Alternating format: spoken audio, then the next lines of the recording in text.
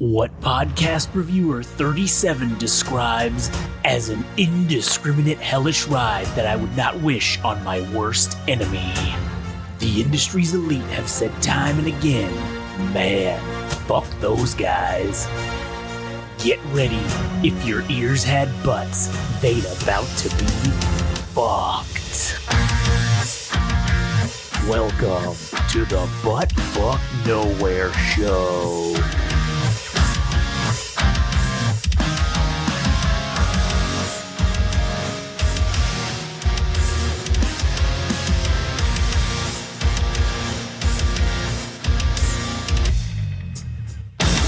Yep. Man, love hearing that fucking theme song. That means it's time for another top episode of the Butt Fuck Nowhere Show. The show where you don't need fentanyl. We just inject that game rage goodness into your fucking veins, and that'll sustain you for, well, at least until your next hit.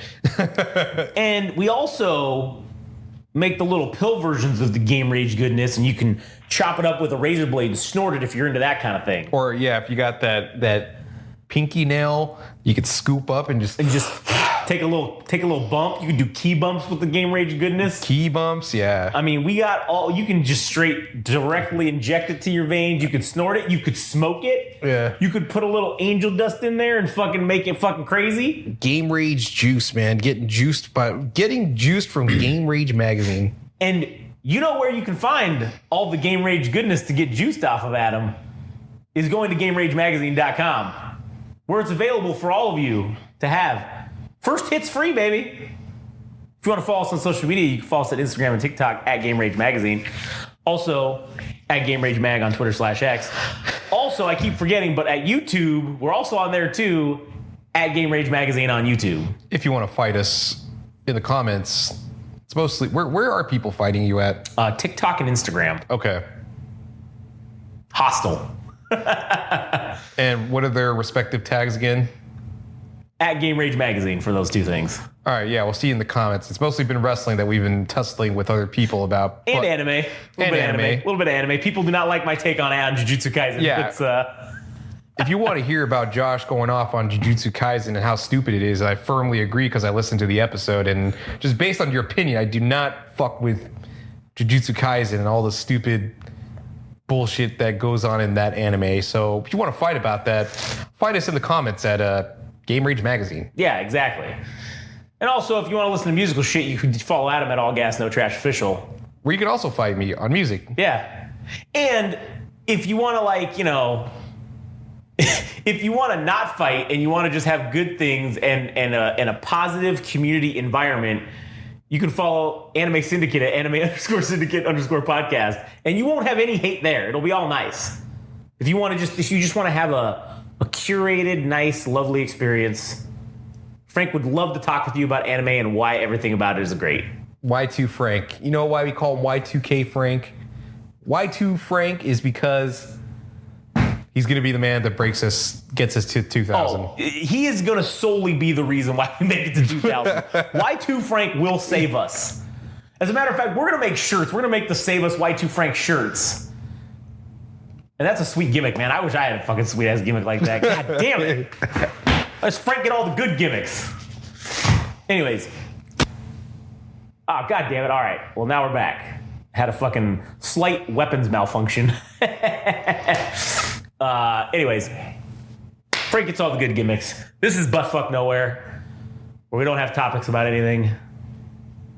But today I have a couple of topics, things to talk about. One of those topics being that, Katie and I, we actually finally got to go on one of our, rare date nights.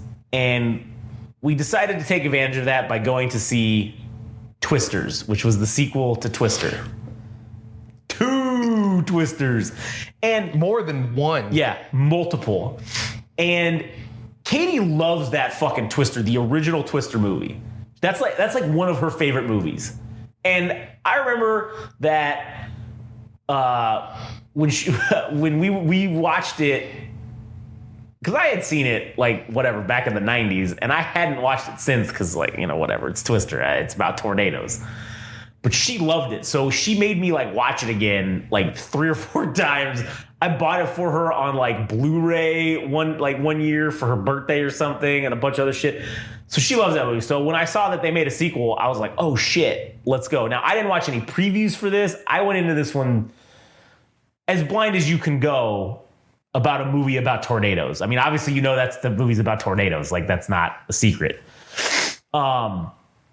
And I will say the movie was pleasantly good. It was surprising. I thought it was going to be terrible, but it was all right. It was pretty good. And there was a parallel. This is going to have some spoilers in it if you saw the movie. All right. This isn't Game Rage Movies and TV, but I'm going to talk about it in relation to us as Game Rage Magazine, because there were some parallels in there. And one of them was... Wait, I have to ask a question. Yeah, go ahead. Did that sway your opinion about the movie itself?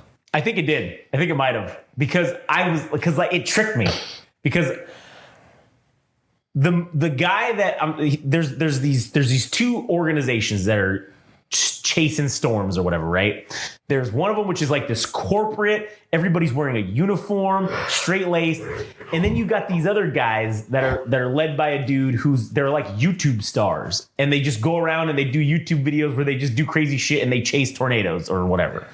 And so you got these 2 opposing forces, and essentially throughout the movie, you come to learn that basically like the corporate people they're trying to make this 3D image of a tornado with like missile radar. That's what they're trying to do. So they shot a missile into... No, they shot like the radar that detects missiles at it. They had to like triangulate it with 3 different ones. And they had to they're trying to map a 3D image of a tornado. Okay. And so one of the ways that they're getting funding for this essentially is that because they're in the areas where the tornadoes are hitting, they're immediately going into the area afterwards and getting all the people's contact information for the houses that didn't have tornado insurance. And they're working with a real estate developer who's going in and buying their destroyed properties for lower than market value for just cash, right?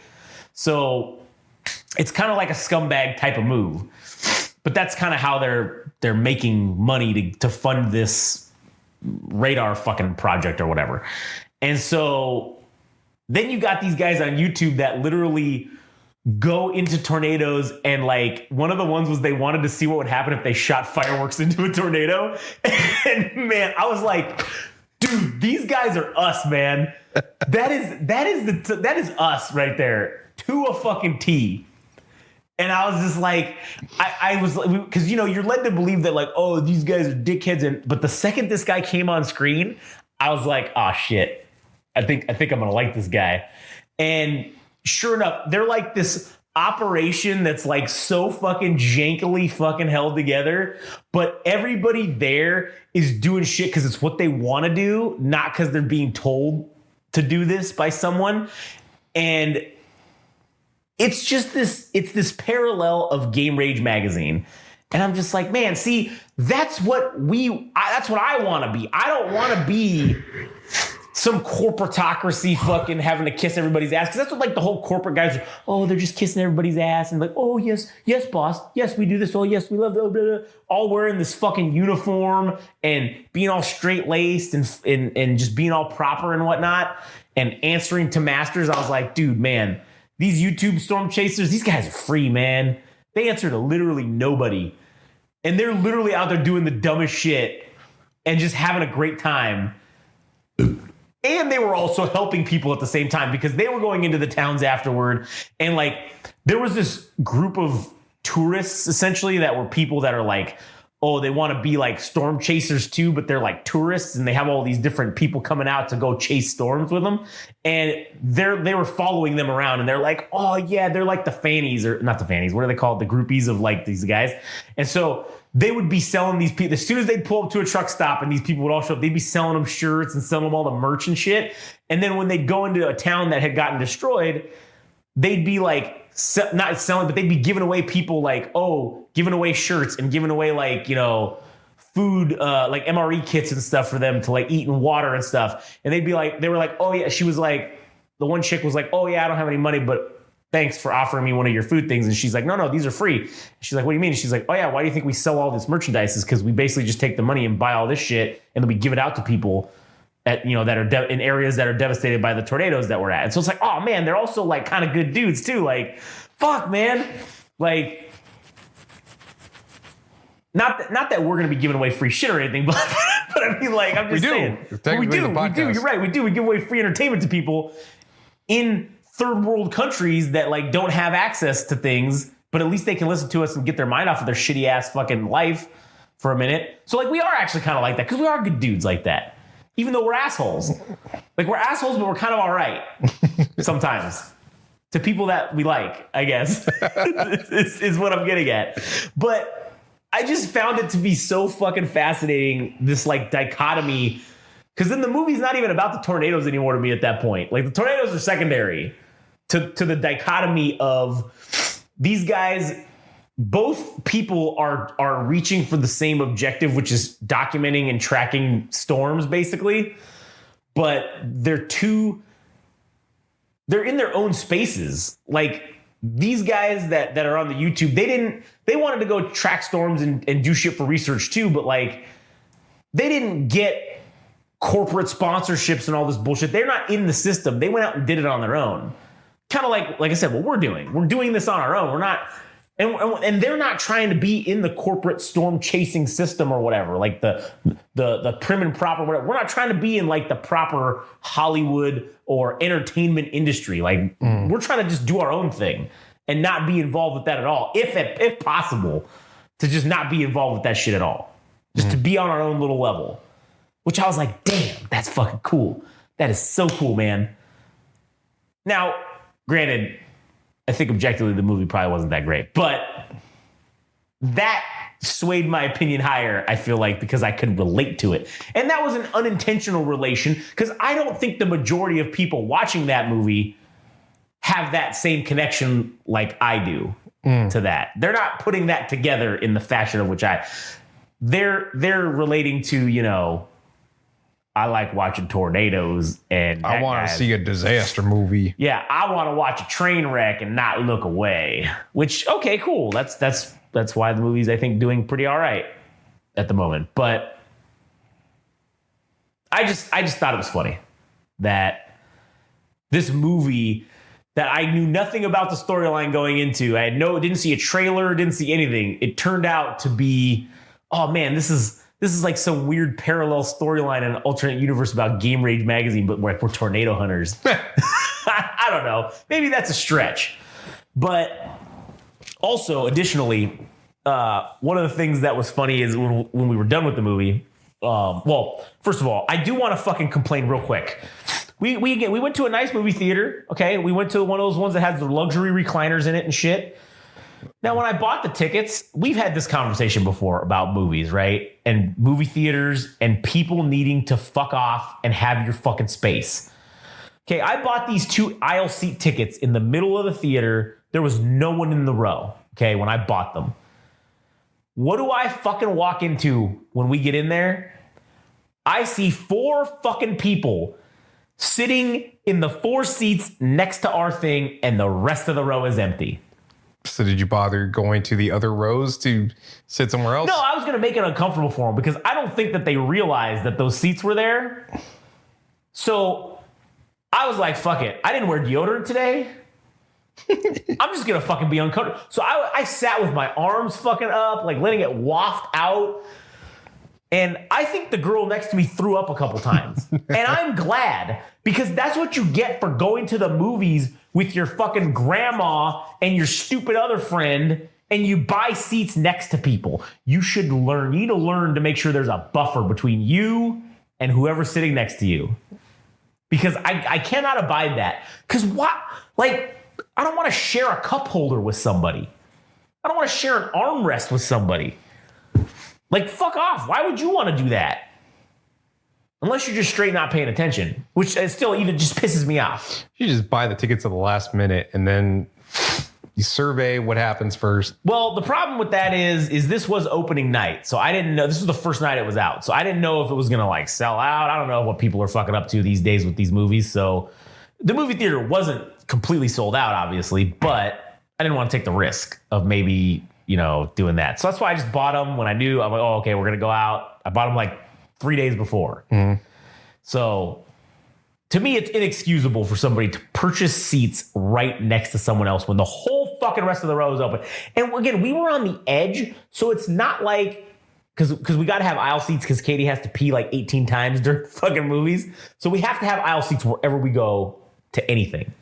And that's fine. So I purposely get aisle seats. And you can't even give me the excuse of, oh, well, you guys were directly in the middle, so we wanted to be as close to the middle as possible. No, we're on the end, bitch. And if you wanted to be close to an aisle seat, you could have bought the other side of the aisle, which was also open. So I don't know I don't see a reason as to how you pick those seats unless you intentionally wanted to sit next to somebody.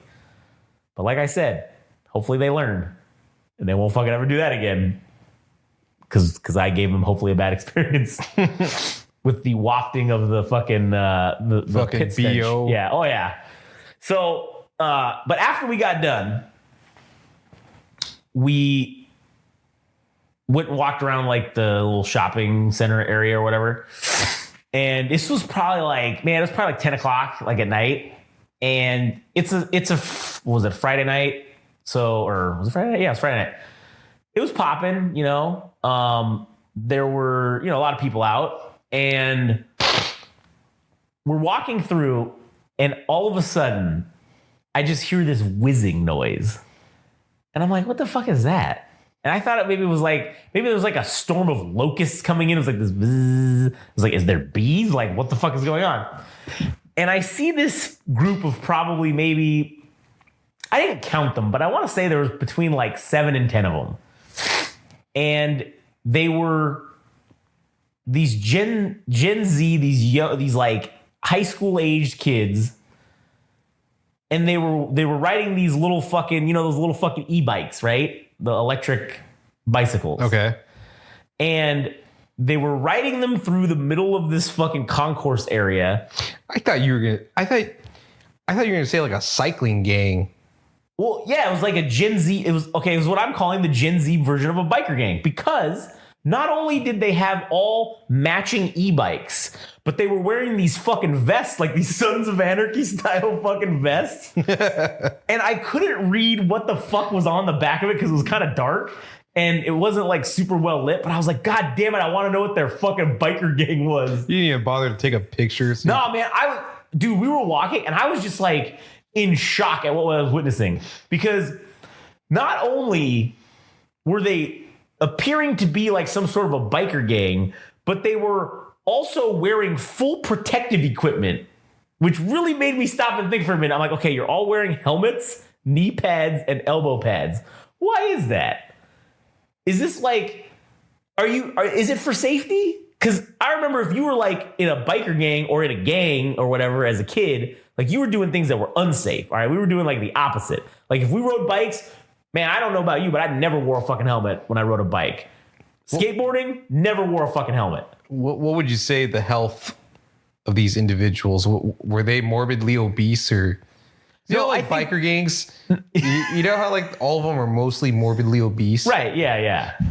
No, these kids were, I think, now granted, I didn't get a fully good, most of them I feel like were actually like underfed. Like they were maybe, like they had just gotten off of like, you know, fentanyl. Yeah. They had just gotten done doing a bunch of cocaine and they were all hopped up and they weren't hungry, or meth. They just were all doing all meth or whatever. And yeah, they were very like underfed, it seemed like.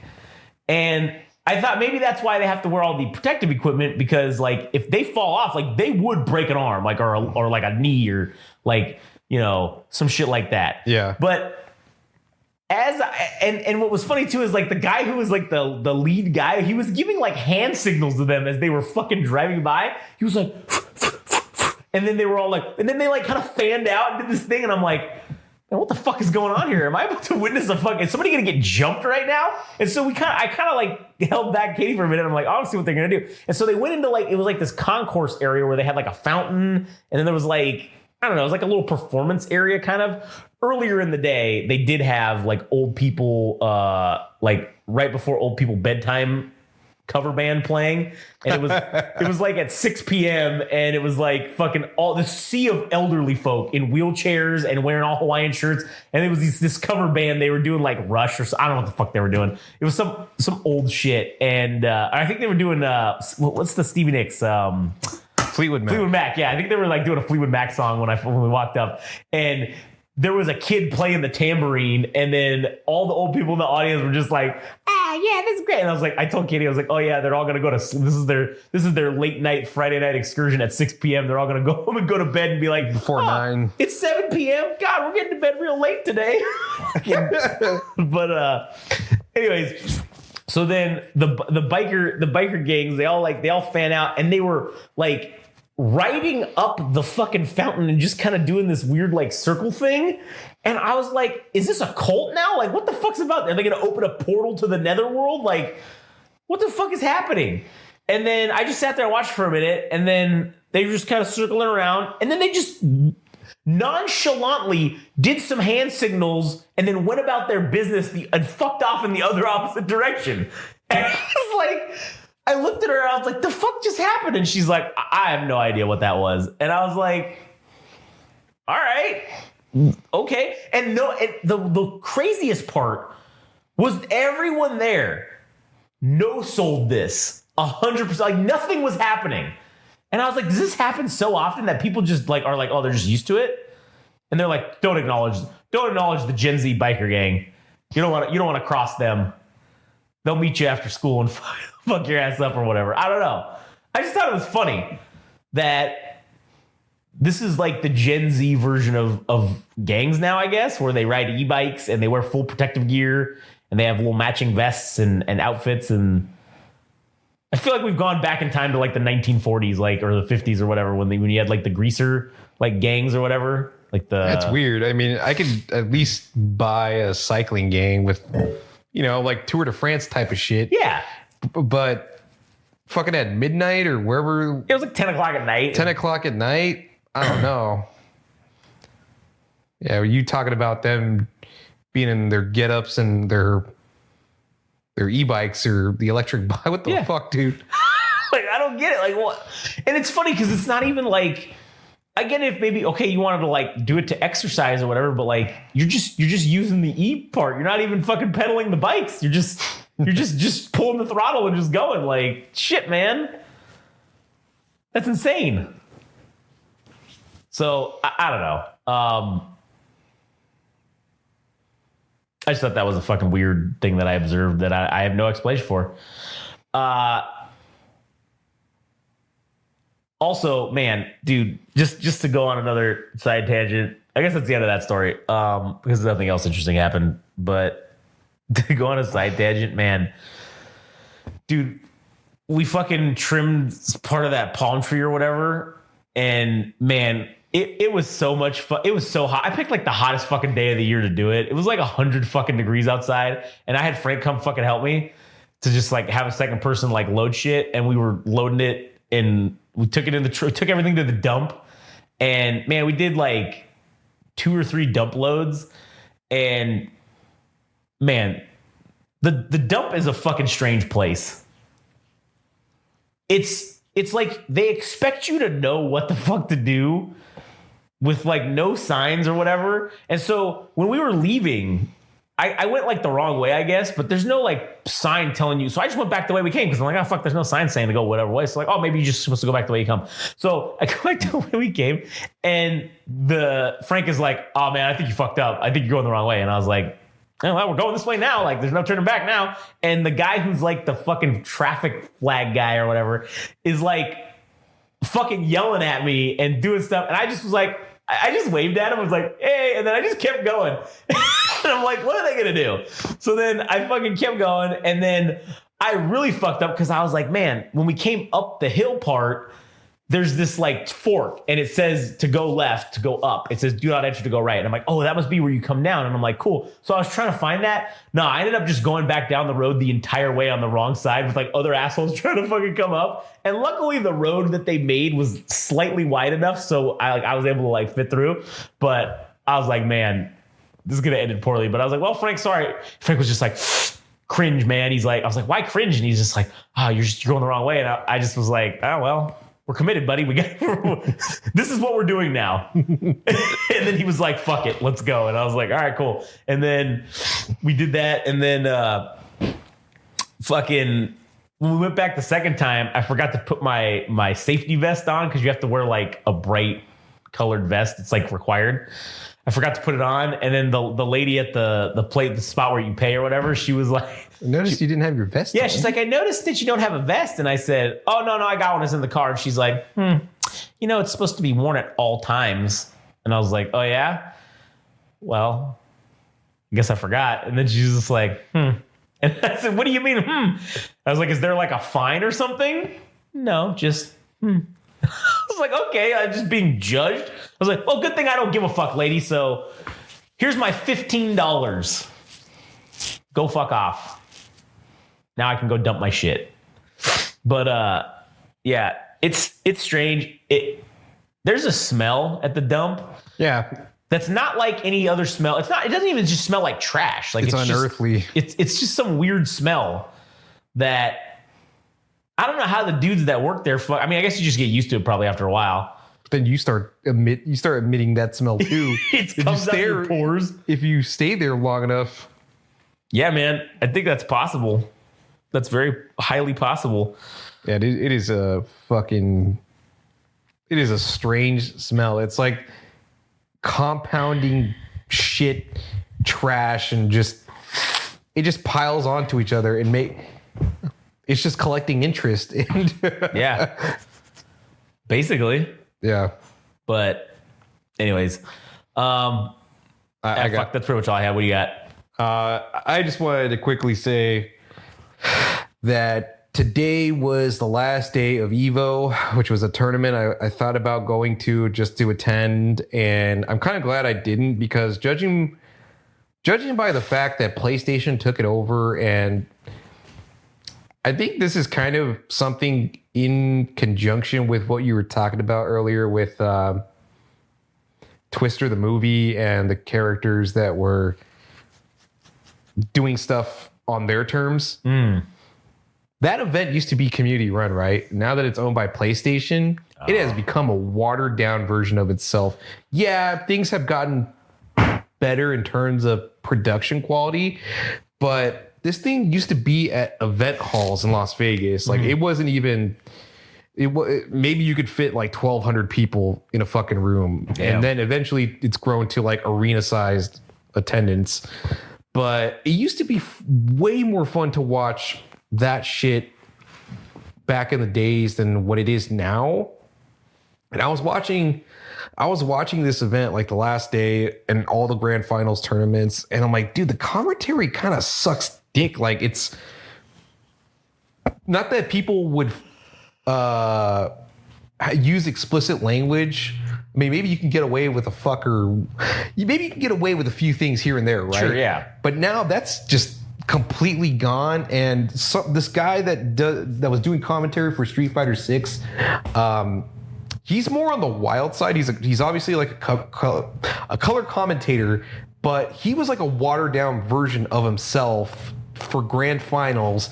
I'm like, man, this is really fucking boring. And I was thinking like, this is so far from what it used to be. And the fact that corporations like PlayStation have gotten involved, it's boring now. It's somewhat boring, and I'm kind of glad I didn't go to the event. And even the crowds are fucking boring, dude. People used to go ape shit for every single goddamn tournament, and the most people were doing was like having their flashlight on their phone and just like waving it, or there was cheers, but it was like only it didn't sound all that loud. I don't know if that's just like a Gen Z thing that people aren't as animated or happy to be at these events, but yeah, it's a far cry from what it used to be. And also, it was rather cool to see, after fucking years and years of this tournament, every other country, or rather, I think other continents have won besides the US. Like Asia's won for sure. Europe has won. I don't know if South Africa. I don't know if Africa's won a tournament yet, but it's been so long since America has actually won in Street Fighter. And this was the first time that it had happened with a player from the US. His name's Punk. And this dude has been in the finals before, but he choked like numerous times. and this is his chance to fucking win it, and he finally fucking did. I'm like, all right, cool. Now the U.S. has an Evo under their belt under Street Fighter 6, and that is out of the way. But man, I'm kind of curious if like I would even want to go to any of the tournaments going forward, because things have changed for seemingly the worst because of the sponsorships, because they have to tone down what they say, because you can't use explicit language when you have Chipotle involved. You can't like when Raising Cane's is sponsoring your event, you can't talk shit. You can't say fuck. Yeah, it's like sacrificing all the creativity and all the spirit and all the things that made it great for a fucking ounce of getting an ounce of $1 or money to inject into the tournament. Yes, like, yeah, that's cool that there's money involved within the tournaments. Like, it's not even like the prize money is all that good to begin with. Like, if these tournaments, if the sponsorships are contributing to the prize pool, like, sure, it's a little bit more money, but it's nothing to like write home about. I would rather much have this shit being run like the way it was before by a community. So I don't know. It just made me think about what you were saying as far as twisters and people doing things on their terms, because I think you sacrifice a lot when you give up yourself for the dollar. What do you think? You remember that time we tried to run a game tournament at the fucking comic book store or whatever? Yes. What do you think that now that Evo has gone like fucking full corporate mode or whatever you want to call it because of its, run by PlayStation? Yeah. Do you think that there is a market for gaming tournaments that are not fully corporatized and maybe like, you can say whatever the fuck you want and you can like do whatever you want? Yes, I think there is, because if there's anything that's necessary in that type of environment is more personalities, like both on the player end and also on the commentary end. You need people that can draw in a crowd, that can piss people off, that they could cheer against. And so far, it's like everybody has a 2D fucking personality. Hey, nice character you play with there. Let me shake your hand. You outplayed me there, fella. Like, oh God, that's AIDS, man. I want to see fucking dudes hating each other, dude. Yeah.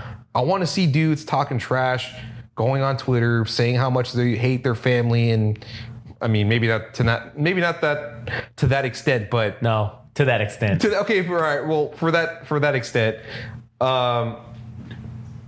if a tournament like that existed where all the thuggery could percolate and incubate, yes, that would be something that people would invite. So, but I will say it is kind of a hard game to get into when there's already things that already exist. But is there something akin to an uncensored version of that? Or is it all kind of like everybody's towing the corporate line of like, well, we want to attract sponsors, so we're not going to do things that would maybe turn away sponsors? Okay, for smaller tournaments, like, yes, they do in some capacity have sponsors and shit, but for the smaller tournaments, yeah, not even then. Like, there's one in Burbank. I forget what it's called. I forgot what the place it's called, but even they on commentary don't get too crazy about what they say. So that's ass. So imagine like a tournament that's uninhibited by anything.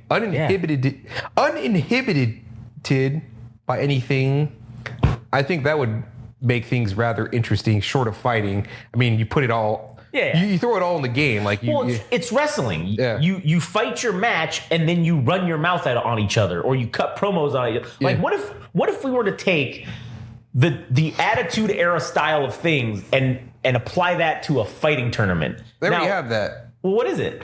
It's called, it's this tournament in Florida called CEO, and it used to be run a lot better. Like, it used to be a lot more interesting because in the earlier days when it was at an event hall, like, the stage itself was a fucking wrestling ring. Oh, okay. But then it kind of evolved into something else, and it just kind of felt like every other tournament. And kind of the one thing they kept was like the entrance. Like when you got to top 8, you got your own theme song, and you could do whatever gimmick you wanted to get taken to the ring. Like some people would have 8 people carrying one of the 8 people in the tournament, the top 8. Yeah. They would get carried into the ring by their friends or whatever, like on their shoulders and shit. Or they would come up with their own stupid like wrestling gimmick. But that was like one thing that was cool, but there used to be more of the wrestling shit in the past, but now it's... Yeah, so I'm saying if it's gone now, maybe we do a like we're looking for a few good men type deal where it's like, oh, we just need to find like 10 guys in a local area.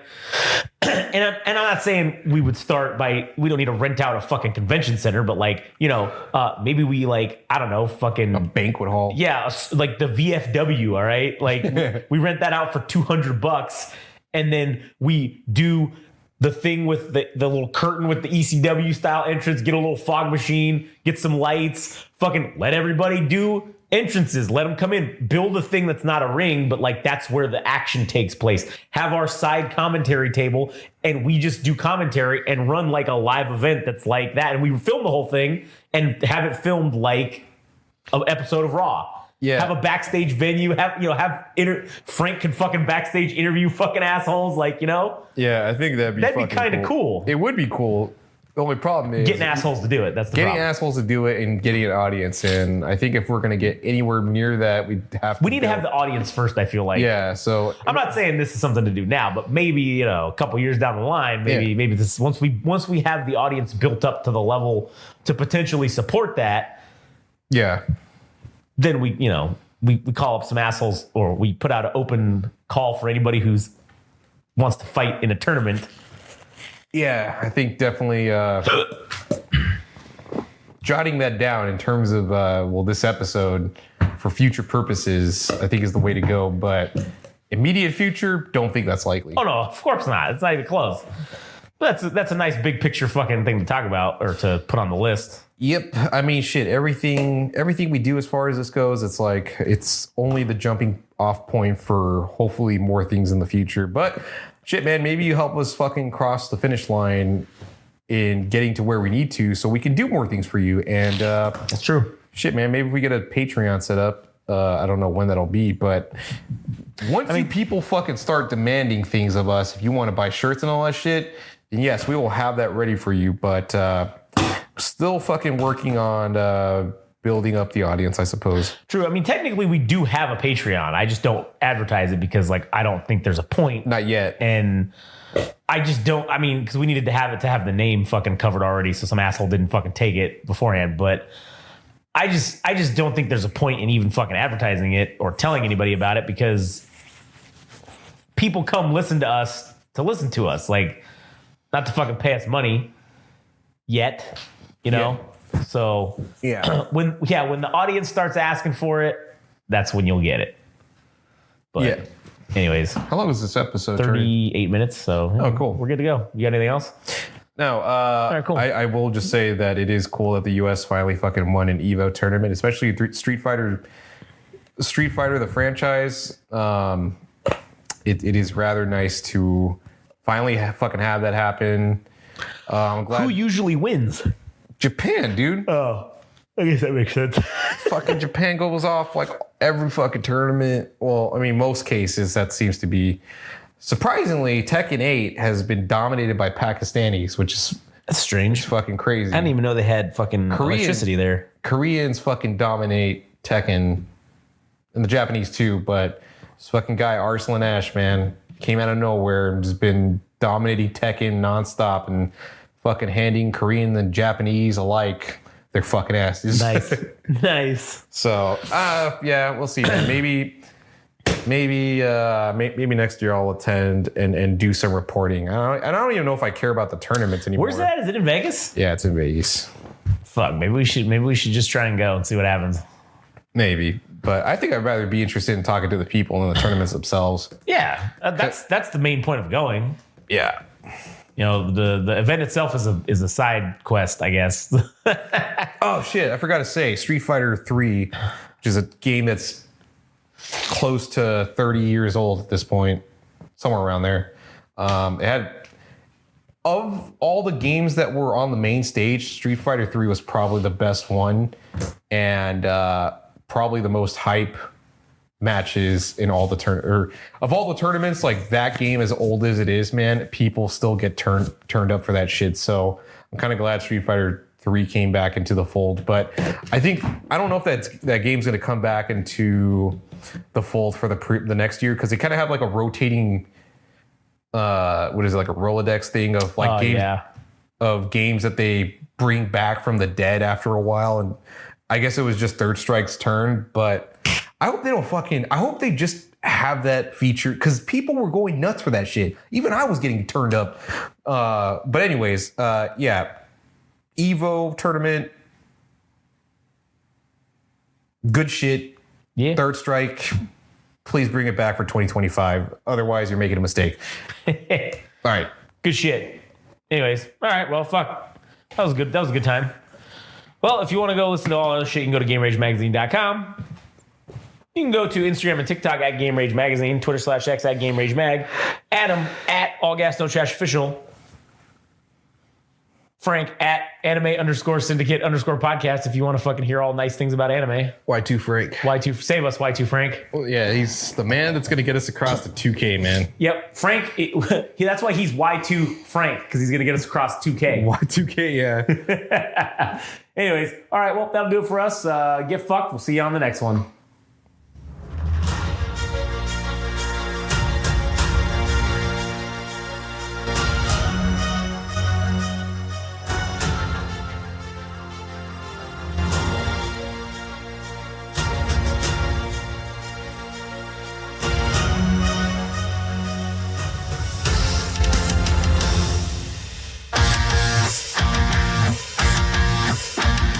This has been the Butt Fuck Nowhere Show.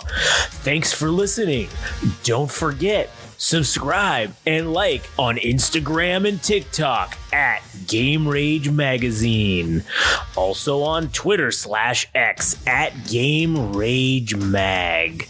Also visit our website, www.GameRageMagazine.com, for a host of other podcasts and more. Thanks for listening.